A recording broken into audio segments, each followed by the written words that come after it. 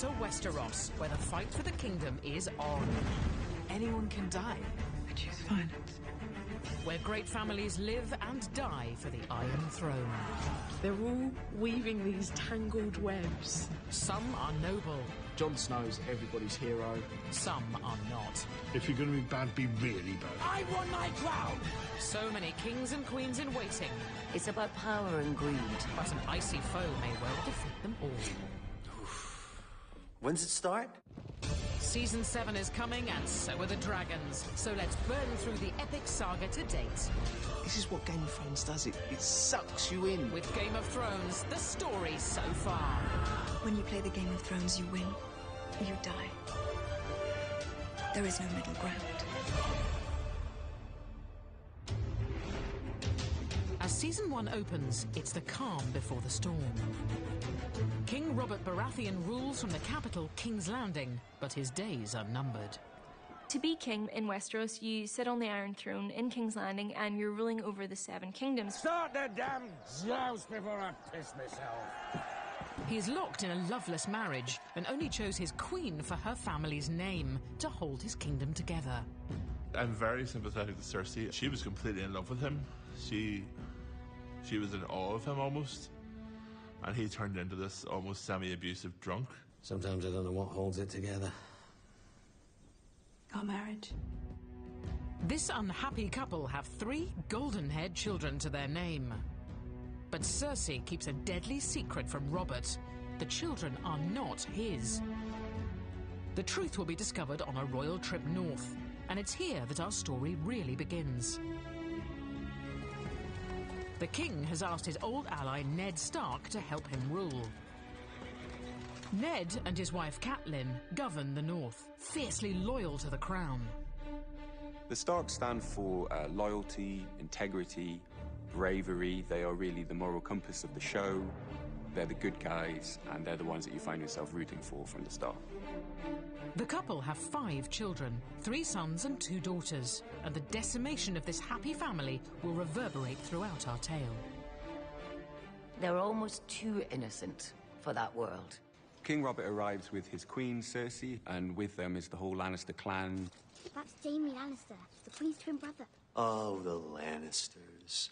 They're blonde, they're beautiful, they're arrogant. So fuck them. And it's really the Lannisters who are going to introduce a lot of trouble into the life of the Starks from this point. The arrival of the Lannisters into that world totally sends shockwaves through the whole family. Bran Stark goes climbing one day, gets to the top of a tower, and discovers the Lannisters' deep, dark secret. The secret is that Cersei, the queen, is actually sleeping with her brother, Jaime. The Lannisters, oh God! They are... I have never seen a family. I mean, talk about dysfunctional. Stop! Stop! It's incest, which even in Westeros is generally frowned upon. It also means that King Robert's children are not actually his children. It's all right, it's all right. He saw us! I heard you the first time. He knows what it means, too, and he knows that if the incest is discovered, not only will he and his sister be put to death, but their 3 children may very well, too. And so, for Jaime Lannister, the greatest swordsman in Westeros, there's only one solution. The things I do for love. Here's a convenient way. The kid will die, it'll look like he fell, and our kids will be safe. First in a coma, Bran will later awake with no memory of how he fell or what he saw. The royal secret is safe for now, and only the viewer has seen what the Lannisters will do to keep it. Everything went pear-shaped after that, and really, that's the whole chain of events starting. King Robert still wants Ned down in the capital, so this will be the last ever time we see the Stark family all together. A family which includes Ned's son out of wedlock, the bastard Jon Snow. Ned must now leave his family and follow King Robert south, taking his daughters Sansa and Arya with him. The reason I think that the first season of Game of Thrones works is it's essentially about this good family that just wants to essentially be left alone and serve their king and their country. This good family is ripped apart and thrown into situations that they never anticipated. They are bound for the capital, King's Landing, where Ned's new task will be to protect King Robert from those who would unseat him. And in Season 1, viewers learn the greatest enemies live in exile overseas, the Targaryens. They were dethroned by King Robert in the last war. The only surviving members of the family are a brother and sister called Viserys and Daenerys. The siblings are the children of the Mad King, who was killed in war. Viserys dominates his younger sister. Viserys has more than a touch of the Targaryen madness, and you know, sometimes he's protecting her, but he's also trying to treat her as a bargaining chip. Come forward, my dear. In search of an army, Viserys makes a pact with a savage tribe, the Dothraki, offering his beautiful young sister in marriage to their leader, Khal Drogo. She's the only bargaining chip he has. He doesn't have any wealth anymore. He doesn't have any armies, but he has her, who he can trade to this horse lord. I would let his whole tribe fuck you. All 40,000 men and their horses too, if that's what it took. He's power hungry, but to a nasty degree. Doesn't really care how or by what means. He just wants to be important and looked up to.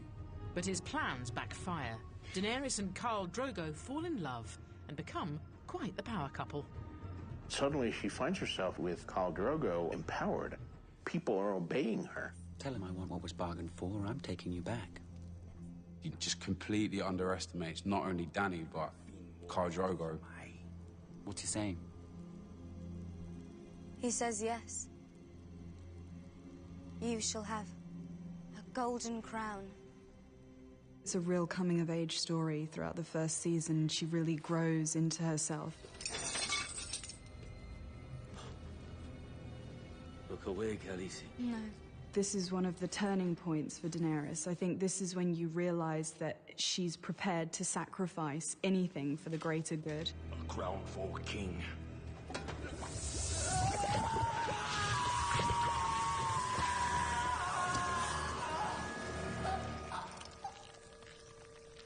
He was revolting. He was utterly, utterly revolting. And that was the moment that she escaped from her shell, when she became the woman and not the cow.